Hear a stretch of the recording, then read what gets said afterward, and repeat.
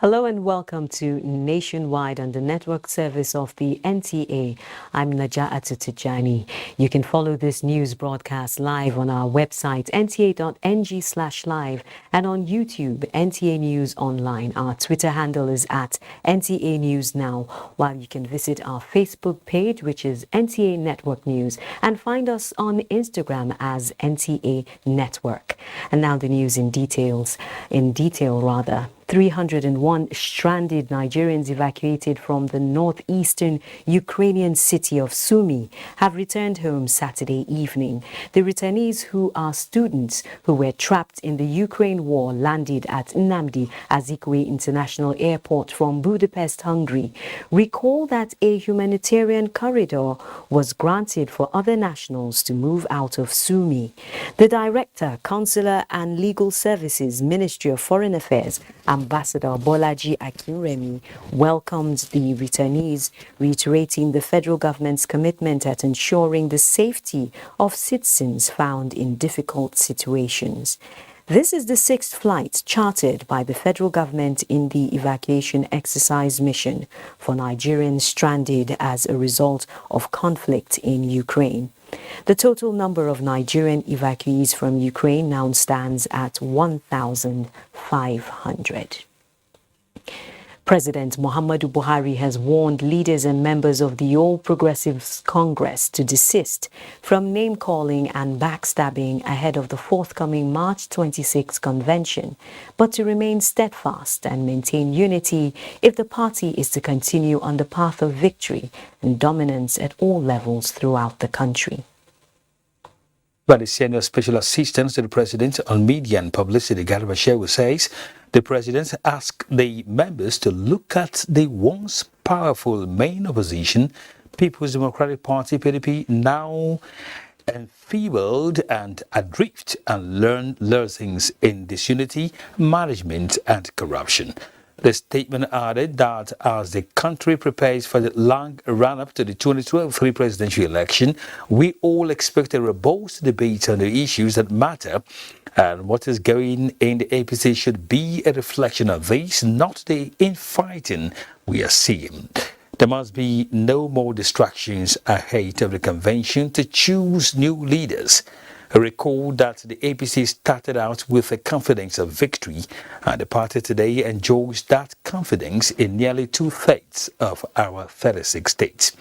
He noted that this is a party that has been in existence barely for 8 years, becoming the dominant party because it has thrown open its doors to defectors from other parties, big and small. The party, he went on to note, is proud of the fact that in its short period of existence, it has won 2 general elections decisively, and despite losing a few states in 2019, it steadfastly expanded its pan-Nigerian outlook with significant defections of the opposition governors and parliamentarians into its fold. It further added that when precisely the party's convention is held and who is the party's chairman is hardly a matter for the average voter. Vastly more important is who convention delegates will elect as the party's flag bearer in the coming weeks to take forward the party's platform to the people in the general election in February next year. It is therefore important for the media to put such matters into perspective.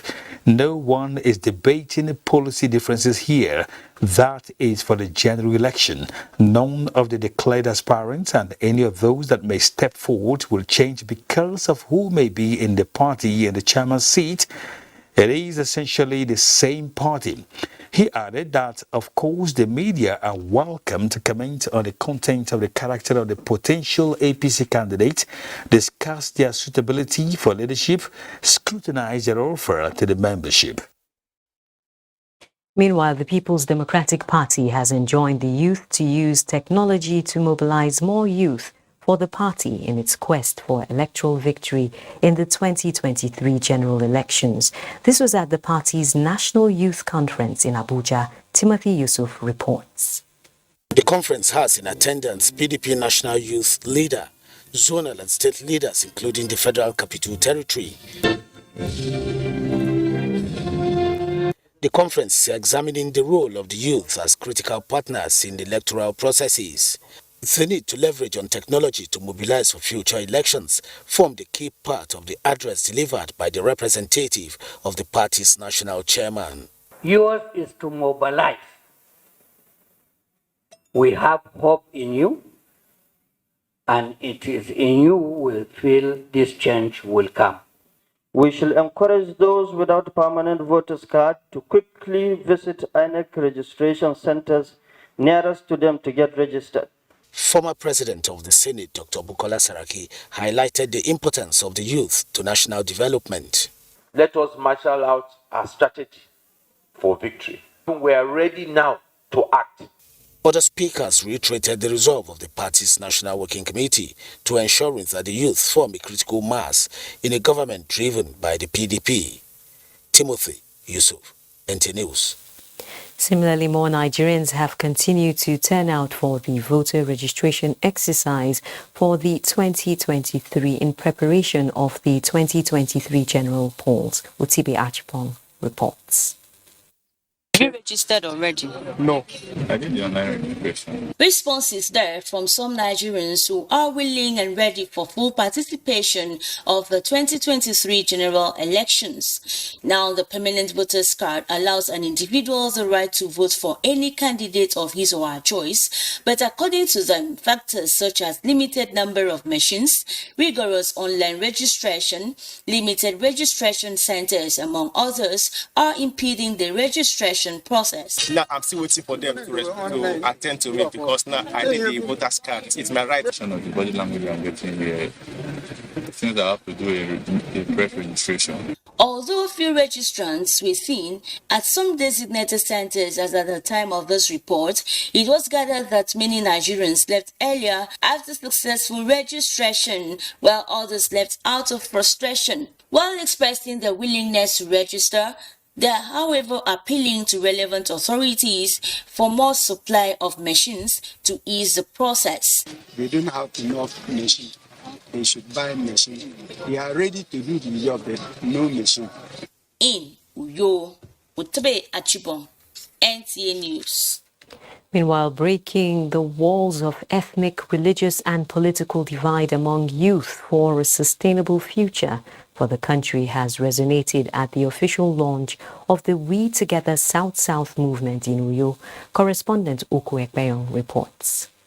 Nigeria is one of the latest political moves in the country to institute a new political vision where leaders in the country will put national cohesion first, devoid of political or ethno-religious biases. Speakers agree that if there must be a Nigeria of their dream, then there must be a collective effort where strong, vibrant values built on patriotic principles should be engaged and the youths should be the drivers. We are not saying we are going to retire some of the elites. No, we will work hand in hand with them. It is time for us to change our approach. And that is what we are trying to do now by identifying the majority of the population, which is the youth. And the only way to change the narrative is to get young people that can think about the interests of young people. The vision we have is to synergize the youth together, bring them together, inculcate an attitude of leadership, so that we can build a nation where peace and justice shall reign. Participants drawn from the South states of the country and other geopolitical zones are optimistic that the awareness of this new vision of patriotism for the country is gradually being entrenched. I believe that will trigger a new wave of leadership in Nigeria. Like the name says, we together. So we need to come together, not letting the party define who we are. So I think the greater goal should be about the electorate, not ourselves. Women in politics. I want to see all the women in Nigeria getting involved in this great platform. Come and work with my fellow youth so that things will move forward. The We Together continues with its advocacy in the southeast and other parts of the country. In Uyo, Oku, Ekpeyong, NTA News. And from Uyo, let's head to Lagos, where Adiola will take us through some of the events happening there. Over to you, Adiola. Thank you, Najatu. The scarcity of Jet A1 fuel for aircraft is inflating costs of operations for domestic airlines, while passengers are presently paying the price. The impact is huge, but the Nigeria Civil Aviation Authority, NCAA, has given assurance of a quick solution. Michael Olaleye reports. The aviation industry globally is a highly commercialized market in which the exchange rate determines the value of all other intervening factors. From aviation fuel to other operational cost, conversion is done in dollars. The effect of this, however, is that airfare, like a gravitational force, is always on the upward trend. Recent developments surrounding the scarcity of Jet A1 is following the principle of demand and supply, in which price hike is expected where supply is low. Presently, the price of Jet A1 is put at about 700 naira per litre, creating an almost impossible mission for airlines to operate. I've been mentioning it for the past 8 years, if not 10 years, that the rate of ticket against the dollar is very low. It doesn't make economic sense. And they have been doing it because government has been subsidizing. In what form? Intervention fund. At the domestic wing of the Murtala Muhammed Airport, Lagos, aircrafts are not totally grounded, but their availability comes at a huge cost for the passengers, sometimes at around 40% increase. We cannot continue to have this kind of problem because it makes somebody not to be able to plan very well. I left the hotel thinking I was going to fly and meet my contact in Abuja, but I've missed that altogether. Although the sharp hike in price of Jet A1 and its availability is not within the purview of the Nigerian Civil Aviation Authority, but since the development has direct impacts on the operations in the industry, finding a quick solution is at arm's length. The GMD of NMPC promised to look at it, and going by his track record, I'm quite sure we're going to see a positive improvement very shortly. Individuals' business trips and engagements are presently affected by the development, but key players in the industry do not expect a scenario that could cripple the economy. For now, having about 10 airlines in this country now, running after the same number or lower number of passengers, it doesn't work. As people say, problem shared is a problem halved. Now that all stakeholders know where the problem lies, there is optimism that better days will soon be back in the aviation industry. In Lagos, Michael Olaleye, NTA News. Now, as Russia increases its invasion in Ukraine, international affairs and political analysts have cautioned the North Atlantic Treaty Organization, NATO, and European Union, EU, to exercise restraint in deploying troops to Ukraine to fight Russia, as it might have a negative impact on global peace. This was the view of speakers at a roundtable discussion on Russia-Ukraine war in Lagos. The discussion, organized by the Nigerian Institute of International Affairs, was to brainstorm on the global effect of the Russia-Ukraine war. Speakers emphasized the need for the rest of the world to be more objective on the crisis, stressing that the involvement of NATO and European Union could lead to full-scale war. Plus, of course, would have achieved the objective of weakening the Russian economy, isolating it diplomatically, and reducing the pace of its influence in the international system. What it's going to do is to reduce polycentrism. Other speakers argued that the Russia-Ukraine war has mixed implications for Nigeria. While the spike in oil price is a silver lining for domestic economy due to the expected boost in oil revenue, they however agreed that rising subsidy payment remains a fundamental challenge. The Russian has just signed an agreement with Nigeria. They did sign an agreement in 2019, according to which efforts will be made to complete their Jakarta rolling mills.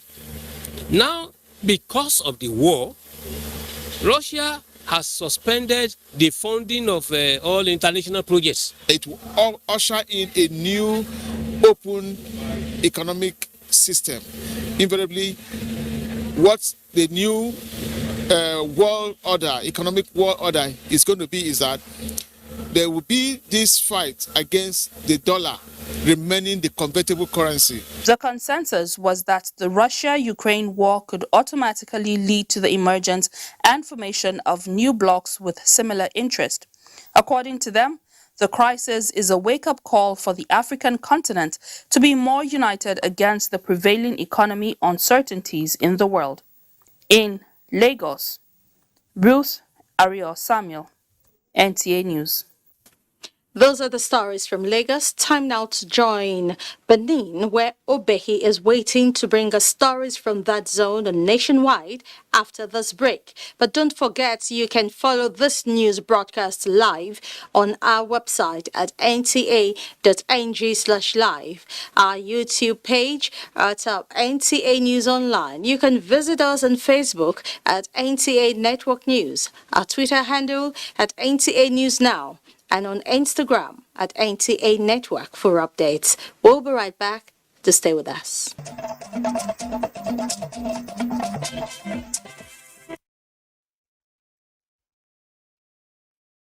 And welcome to Benin.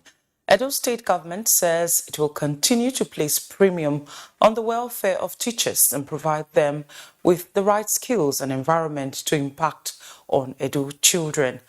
Governor Godwin Obaseki was speaking when he graduated a new batch of about 2,000 teachers after 6 weeks of intensive teaching and capacity building in Benin. Elizabeth Omoko reports. The graduation ceremony marks the official commencement of the JSS disarticulation in the state. It is another milestone in the implementation of the DOBEST 2.0, which has been expanded to 148 rural hard-to-reach schools and 231 junior secondary schools after it was initiated by the administration in 2018 to secure the future of Edo pupils. Through your efforts, we have changed the culture in all our classrooms, in every local government area and every ward in every state to meet international best standards. We have done this by using technology. For the executive chairman of the Edo State Universal Basic Education Board, Osavize Salami, government is committed to giving all Edo children quality education, irrespective of their location. And the most important element in any educational system is the teacher. That is why we have prioritized closing teacher gaps in schools and the professional development of our teachers. The new batch of 2,000 teachers are made up of progressive primary school teachers, junior secondary school teachers, and successful Edo Star Fellowship candidates.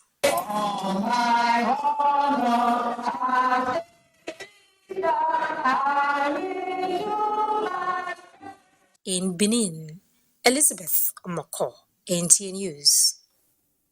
And the Federal Road Safety Corps has reaffirmed its commitment to ensure a safer driving on Nigerian roads. This commitment becomes necessary in view of the recurring decimal of motor crashes along major highways in the zone. This was the focus of the 2022 quarterly Doba organized by the Federal Road Safety Corps, Zone 5, Benin City. Dennis Temple has the report. Road motor accidents have become a major challenge in Nigerian highways. Between January to December 2021, statistics from Edo, Delta and Anambra states puts crashes to about 700 and above. This is not also different in 2022, where the number of road crash casualties have begun to rise. January to date have a total of 127. These figures keep increasing by the day, resulting to loss of life and property. This is why relevant stakeholders in Zone 5 Benin City, comprising Edo, Delta and Anambra states. They are very happy and they are resolved to be more committed to their jobs. So we expect this now to translate when they're on the road, more efficient in their duties, more dedications in their duties. The 2022 quarterly durable for the officers and men of the zone was described as apt, even as deserving institutions as well as members of the staff were awarded for their contributions in helping the command achieve its mandate. When staff are mobilized and their equipment to work on, Sky is going to be the beginning. We are thanking God for the grace He has given us, and also thanking the ZCO for deeming it fit to give us this award. It is expected that the award will spur the officers to greater performance. In Benin, Dennis Temple, NTA News. And that's the size of our package from Benin. And please don't forget to follow us. This news broadcast live on our website, NTA NG Live, and on our YouTube channel, NTA News Online. You can also visit our Twitter at NTA News Now, our Facebook page, NTA News, NTA Network News, and on Instagram, NTA Network for updates. Let's now join Naja Atu in Abuja for more on Nationwide. Thank you, Obehi. And we're still in a celebratory mood here as President Muhammadu Buhari rejoices with the West African Examinations Council WAEC on the occasion of its 70th anniversary, which also coincides with the 70th annual council meeting being hosted in Abuja, Nigeria from March 14 to 18. In a statement, President Buhari, as a proud founding member of the foremost examining board for the people of West Africa, affirms that Nigeria values the shared commitment with other members of the Council and will continue to engage with other partners to achieve the Council's mandate of maintaining quality educational standards which prepare the next generation to meet the challenges of the 21st century, as it has done for 70 years, bringing the English-speaking West Africans together to encourage academic and moral excellence through qualitative and reliable educational assessment. As delegates to the 70th Council meeting deliberate, reflect and celebrate the gains of the decades, the Nigerian leader urges them to remember the core values of excellence and integrity at the heart of WAEC and stand firmly by them. The president believes that just as member nations have survived a difficult year marked by the coronavirus pandemic and in some countries previous years of internal conflict, this cherished educational institution will continue to thrive as a world-class examination body. The Chief of Army Staff, Lieutenant General Farouk Yahya, says the Nigerian Army is boosting the morale and welfare of officers and soldiers to fast-track ongoing internal security operations. This was while inaugurating the Headquarters Directorate of Physical Training Complex at Giri, Abuja. Defense correspondent Ismail Musa reports. With this brief symbolic ceremony, the Nigerian Army can now boast of a befitting complex for training and physical fitness of its personnel, a critical component of combat readiness. My plan is to gradually improve the equipment holding of the Nigerian Army, while also ensuring that personnel welfare, training, and accommodation are given the desired attention. We have already made tremendous progress in this regard, and there are various ongoing project information across the country, with a good number of them already completed. These accommodations were also inaugurated to decongest army units and formations within Abuja Municipal. In line with the master plan for the development of the Muhammadu Buhari Cantonment Giri, the Chief of Army Staff has also approved additional facilities for the Army School of Physical Training and the relocation of the Nigerian Army School of Public Relations from Lagos to Giri. The Army chief had earlier inaugurated similar projects in Asaba and Delta State. From Giri in Abuja, Ismail Musa, NTA News. Now to agricultural matters. All is now set for the unveiling of Africa's largest maize pyramids. Kaduna State, being the country's largest producer of the commodity, is hosting the pyramids. Musa Aliu reports.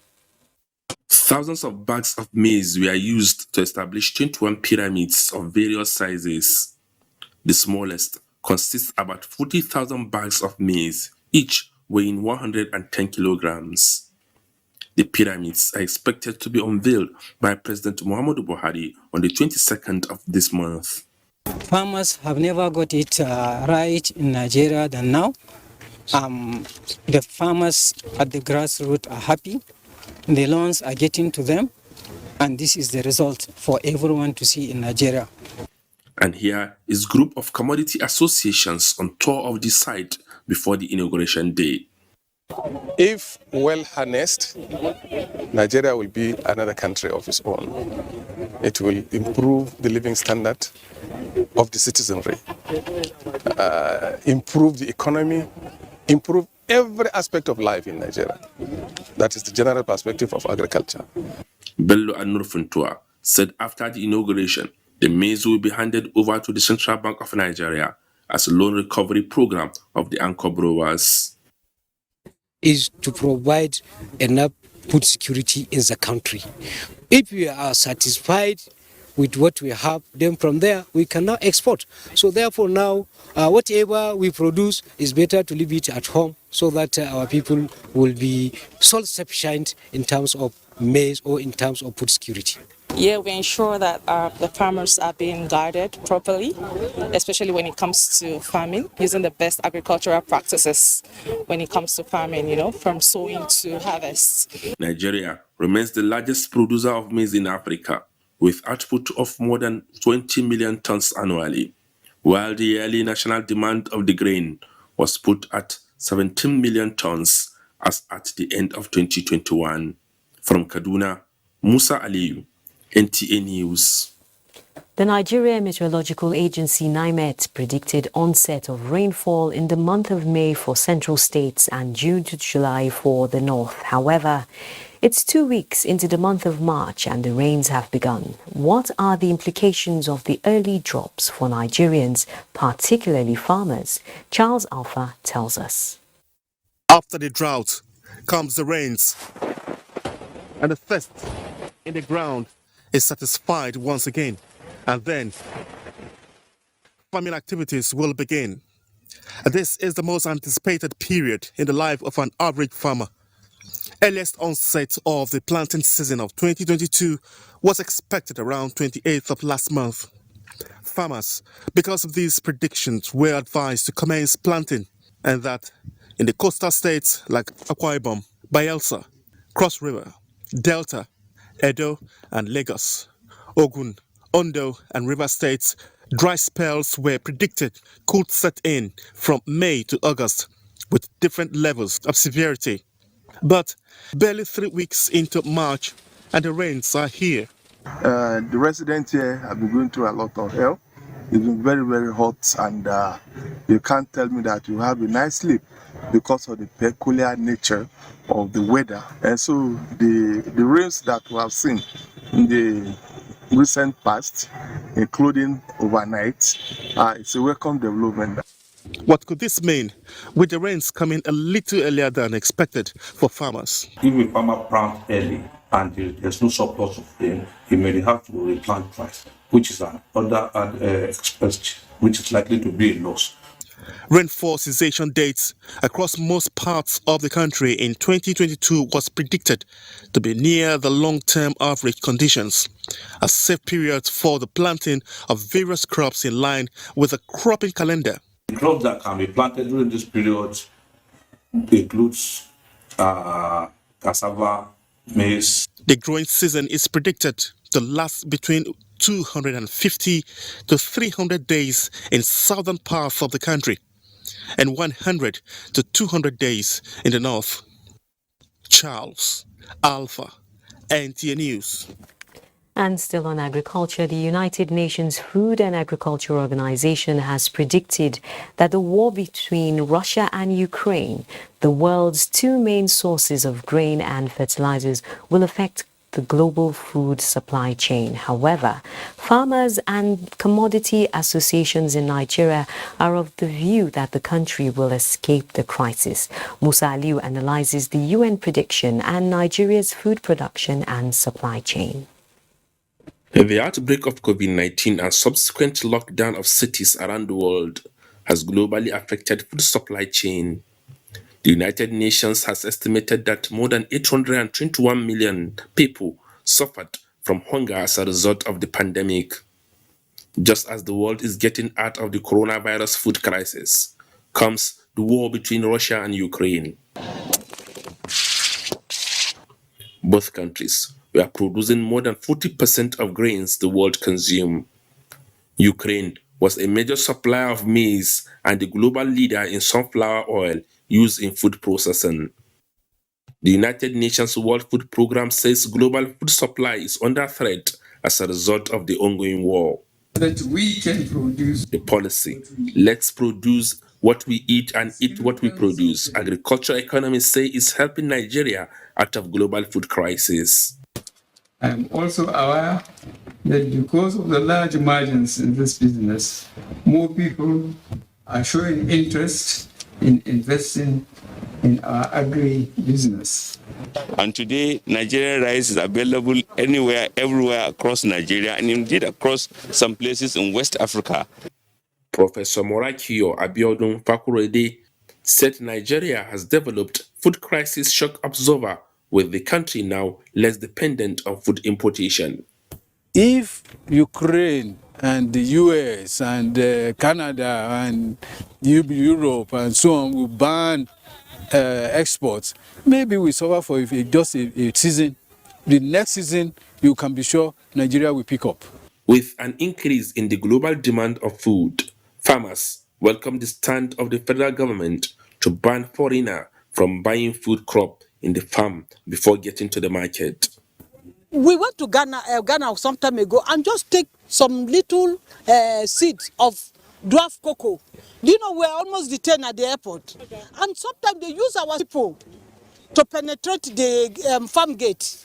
Draw the link in all these powers, all these processors, all these farmers, all these research institutions, all these transporters, all these financial institutions, insurance and so on, bringing them together and working as one for the good of our country.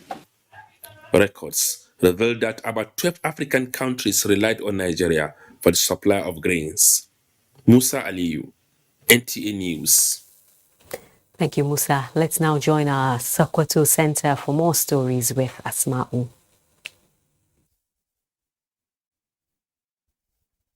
Many thanks, Naja'atu. A warm welcome to Sokoto on Nationwide. In an effort to complement the federal government's drive of better education service delivery for all, BESDA, Sokoto State Universal Basic Education Board has launched sensitization for Phase 2 BESDA project in Ilela local government area. The project will be implemented in 8 local government areas of Sokoto State. Shehu Muhammad Datti completes the report. The project is meant to encourage basic education, improve teaching and learning, as well as reduce out-of-school children. For the BESDA project, the board will embark on effective supervision of all the centers of the project in order to achieve the desired result. Chairman, Universal Basic Education Board, Altinisho Kajiji, affirmed that with proper and firm supervision, all the learning centers will deliver the needed output. SUBEF Executive Chairman revealed that incentives will be provided to learners and proprietors of schools for the attainment of the set objectives. I know this is something that is worrying everyone. This is a problem that if not checked at this time, we don't know what is going to be of our society and communities in the future. State BESDA lead officer Omar Muhammad Yabu said the project has 195 centers in the area with a population of 50 learners each. Yabu noted that the project can only record success when all stakeholders work together towards achieving common goal. He admonished the people and proprietors of the non-formal centers in the area to support the project for their own good. Chairman House Committee on Education Bahari Haliru Yerima, Vice Chairman Ilela Local Government Nasiru Magaji Gidan Hamma, and Education Secretary of the area Nuhu Garba commended the board for adequate arrangements towards the success of better project in the state. In Sokoto, Shehu Muhammad Datti, NTA News. The need to constantly undergo kidney checkup for early detection has been stressed. Correspondent Abdul Jalil Muhammad Bawa reports on the causes, symptoms, and the precautionary measures against kidney disease. The World Kidney Day is observed every second Thursday in the month of March, with the aim of raising awareness on the importance of kidney to overall being of the people, and at the same time educate the public on kidney diseases and its associated health problems. After 6 months, I do go for medical regular checkup in the hospital to check general checkup. One has to visit a hospital to know the status of his kidney. Available data shows that 8 to 10 admissions in the hospital are kidney-related diseases, and 22% of hospital deaths are as a result of the disease. Similarly, 5 to 10 million people die worldwide as a result of the kidney disease annually. Dr. Umar Farouk is the head of internal medicine Sayahia Hospital, Birnin Kebbi. He highlighted the causes of kidney diseases to include urinary tract infection, severe dehydration, diabetes, hypertension, smoking, among others. Body swelling, sometimes with cough, and vomiting, excessive vomiting. Someone will tend to have vomiting that even if he takes medication, he will still tell he's still having vomiting, and hiccups also. So these are the commonest. Dr. Umar also stated some measures that can be taken. Anyone who is having diabetes or hypertension, once he's regular on his medication, that is, he comes to hospital for checkup routinely, that is after specific allocated time, I think he shouldn't be worried about this. The theme of this year's World Kidney Day is Kidney Health for All. In Birnin Kebbi, Abdul Jalil Muhammad Bawa, NTA News. And just a reminder that you can follow this news broadcast live on our website, nta.ng/live, and on YouTube channel, NTA News Online. You can also visit our Twitter at NTA News Now, our Facebook page, NTA Network News, and Instagram, NTA Network, for updates. We'll now take a short break, and when we return, Nationwide will continue in Maiduguri with Abubakar.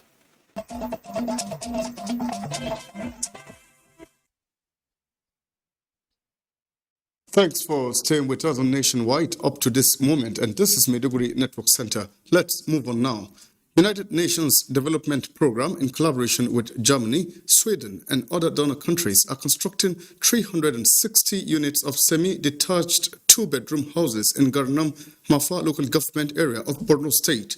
Governor Babagana Umar Zulum, in company of UN Humanitarian Coordinator, UNDP country representative, and ambassadors of donor countries, visited the site of the project to inspect progress of work. Mohammed Goni has more on the story. The UN mission, alongside Governor Babagana Umara, were conducted around the 360-unit two-bedroom housing project being constructed through the Regional Stabilization Facility, which has police station, market, school, clinic, electricity and water facilities. They were briefed by the officials handling the project on the progress of work, quality of building materials being used, most of which are locally sourced to ensure easy maintenance, while the locals are engaged in the construction work to provide income for them. Leadership and members of the community were elated by the rebuilding of their ancestral home destroyed by the insurgents and looking forward to return home. Governor Zulum, who expressed gratitude to donor countries and UNDP for rebuilding the community, stressed that the state government is returning IDPs to areas declared safe and that the resettlement is done voluntarily in a dignified manner. Under no circumstances, government of the state will differ from the international laws. We are still following all the international conventions. And on behalf of the entire UN, I first of all want to recognize the governor for what she's doing for us. We're very proud to contribute to this rebuilding of the community. I hope that this will contribute contribute to bring a better future here. Borno government was clear in terms of what it wanted in this area. The mission had earlier paid courtesy visit on Governor Zulum at the government house, Maiduguri, where issues of continued partnership and support to the state government were highlighted. In Maiduguri, Mahmoud Goni, NTA News. Borno state government says it will continue to accord priority to any concept that will fast-track the economic viability, growth, and development of the state. Governor Babagana Umar Zulum made the statement while inaugurating the newly built Borno Investment Limited office in Maiduguri. Here are more details of the story. Inaugurating the multi-millionaire two-story building of the Borno Investment Company Limited, which comprises 22 offices, a gate house, standby generator, parking space, and a restaurant, Governor Babagana Umar Zulum congratulated management and staff of the organization over the achievement and implored them to use it in boosting the revenue of the state for sustainable development. The governor, who was conducted around various sections of the edifice by the managing director, Borno Investment Company Limited, Mohammed Bukar Umar, reaffirmed government's commitment to support any initiative that will aid the revival of commercial activities in Borno, considering the series of setbacks caused to the economy by insurgency. Very much aware of the commitment of the managing director of this company, which are very possible within the resources that we have to invest in this company. Directors of Borno Investment Company Limited and some personalities in the investment sector described the inauguration of the office by Governor Umara as a clear demonstration of his unwavering determination to put Borno on the path of greatness. Borno Investment Company Limited has been operating without a permanent office since 1987, before this intervention by the present state government. And just before we leave you, do remember that you can follow this news broadcast live on our website, nta.ng/live, and on our YouTube channel, NTA News Online. You can also visit our Twitter at NTA News Now, our Facebook page, NTA Network News, and Instagram, NTA Network, for update.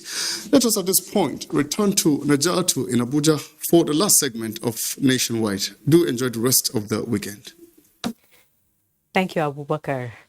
Beyond the spiritual upliftment of individuals and communities, Vice President Yemi Osinbajo wants religious leaders to use faith to promote peace and ensure prosperity and development for people and societies. They said this, Vice President Osinbajo stated this when he received the Senegal-based Grand Khalifa of the Tijaniya movement worldwide, His Eminence Sheikh Muhammad Umai Ibrahim Niass. State House correspondent Jide Onifade reports. Welcoming the Grand Khalifa of the Tijaniya movement worldwide, Sheikh Muhammadu Mai Ibrahim Niass, to the presidential villa in Abuja, Vice President Yemi Osinbajo stresses on the importance of religion in human development, saying religious leaders must use faith to promote peace and prosperity for the people and to work together to ensure that the people benefit from religion. Vice President Osinbajo praised the leader of the group and commended the Tijaniya movement for its progressive ideals and compassion for the needs of the people. The Vice President then described President Muhammadu Buhari as a model of a leader who accommodates people of different religious backgrounds, citing his relationship with the President spanning over 7 years as a perfect example. Kaulu Akonde is the Senior Special Assistant to the President on Media and Publicity in the Office of the Vice President. The Vice President welcomed them and they had an interaction, and the Vice President expressed the importance of religious leaders working for the benefit of the people, using religion to benefit the people.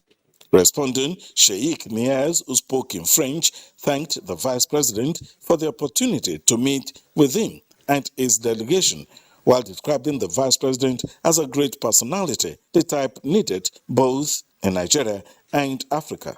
The Tijaniya leader also expressed the group's sincere gratitude to President Muhammadu Buhari for his support while praying for safety and that Nigeria will overcome all its challenges. The Vice President promised to convey the Sheikh's warm greetings and appreciation to the President. In the State House, Jide Onifade, NTA News. Vulnerable people in communities under the hydroelectric power producing areas are taking advantage of a 4-day free medical and surgical outreach aimed at providing quality healthcare services. The gesture, courtesy of the Hydroelectric Power Producing Areas Development Commission, was flagged off at the Mekunkile area of Minna, Niger State. Fatima Aliu reports. The free medical and surgical outreach focused on checks on hypertension, diabetes, arthritis, hepatitis and malaria. Other areas of concerns which received the attention of the medical personnel at the IPADEC-sponsored outreach include eye checks, surgical operations for hernia, lipoma, among others. I'm very appreciate that the federal government, the IPADEC, bring this program. I bring my wife, my mother, my father. They attend them very successfully and we didn't pay any money. We are happy and excited about it. I normally traveled to Kaduna to see a doctor for my son's eye problem. I thank God this has brought some kind of relief for my family. The exercise, which is taking place simultaneously in 36 local government areas of the 6 states under the commission, is aimed at improving access to social services through quality health care.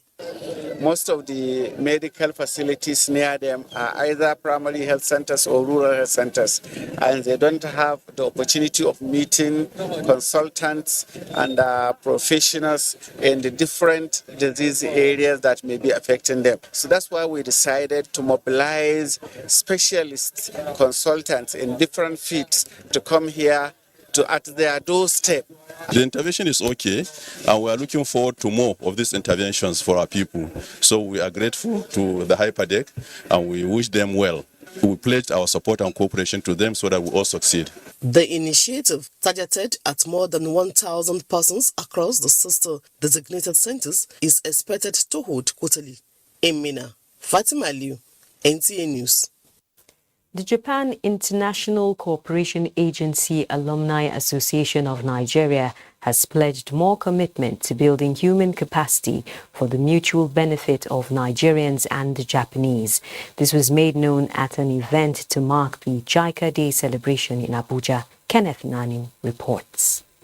The International Cooperation Agency Alumni Association of Nigeria was established in 1989 by those who benefited from Japanese government's aid policy. For over 2 decades now, the agency says it has, in collaboration with partners, carried out a number of human capacity building initiatives and community development projects in parts of the country. We've been able to carry out training on improved rice stealing in Katsina State by our member who is trained in Japan. We did another training on preservation of vegetables in FCT here at Zuba for about 50 people. And then we equally trained community health workers on handling and prevention of COVID-19. In our experiences, especially after the World War II, we concentrate to invest to the people, human development. To mark the end of 2021 JICA fiscal year, the agency is appraising its performance, especially in giving back to the society. Margaret Oladoja, a beneficiary of the JICA Agri-Processing Technique Program, is now mentoring other women in preservation of tomatoes. Since I came personally, I've trained more than 800 women, and I intend to do more. Then, as we are training, as we are stepping it down, the women too should practice it, because it's something that will actually help us. Over 1,000 Africans were trained in Japan and then came back with the experience so as to promote relationship between these two countries, investments, business, education, and everything. For the members, the day highlights areas of cultural integration and mutual benefits, as well as other bilateral cooperation amongst the two countries. Kenneth Nanim, NTA News. Up next is Sports Update.